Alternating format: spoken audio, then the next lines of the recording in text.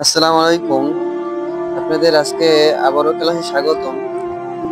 ভাই অনেকে বলে যে আমার হাত লেখা সুন্দর হচ্ছে না, আমি কি করবো ভাইয়া?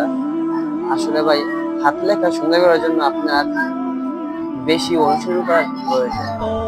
আপনি 5 মিনিট সময় বা 10 মিনিট সময় মনোযোগ সহকারে এই ভিডিওটা দেখেন, বা আমি যেভাবে লিখি এভাবে লিখেন, আপনার হাতের লেখা সুন্দর হয়ে যাবে ইনশাআল্লাহ। আপনি মাত্র একটা লেখা সুন্দর করেন, আপনি ব সুন্দর করেন। আমরা এইটাতে কি কি লিখবো দেখেন। ব দিয়ে আমরা র লিখবো, এই ব দিয়ে আমরা ক লিখবো।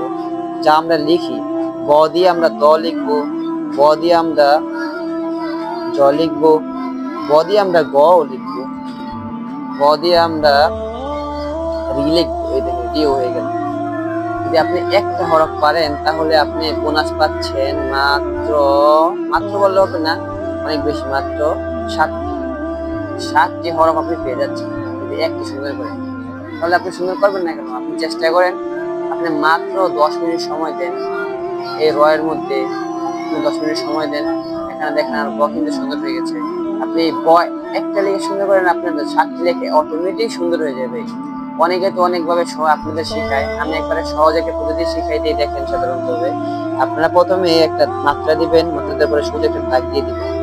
এখন আমরা এই যে লেখা দিয়ে যেটা ব্যাখ্যা করবেন, অনেকে কি করে সোজা টান দিয়ে দিবে, সোজা টান দিয়ে দেবে। সোজা টান দিবেন না, আবার নিচের যে লেখা দিছি এটাই কিন্তু ব্যাখ্যা দিছি, এটাও ব্যাখ্যা দিবেন। অনেকে এইভাবে টান দিয়ে দেয়, তাহলে কিন্তু আপনার লেখা সুন্দর হবে। যদি আপনি সোজা টান দেন তাহলে কেমন দেখা যায় দেখেন। এই সোজা টান দিয়েছেন, কেমন দেখা যায়? সুন্দর দেখা যায় না।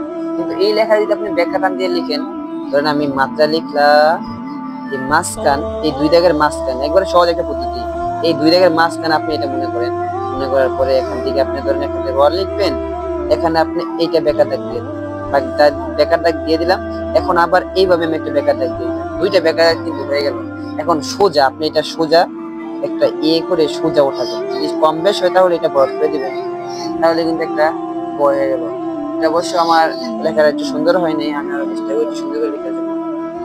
আমরা প্রথমে এইভাবে একটা টান দিব বেকা, আবার একটা টান দিব, তাহলে এই সোজা টান দিয়ে দিব, তাহলে হয়ে গেল।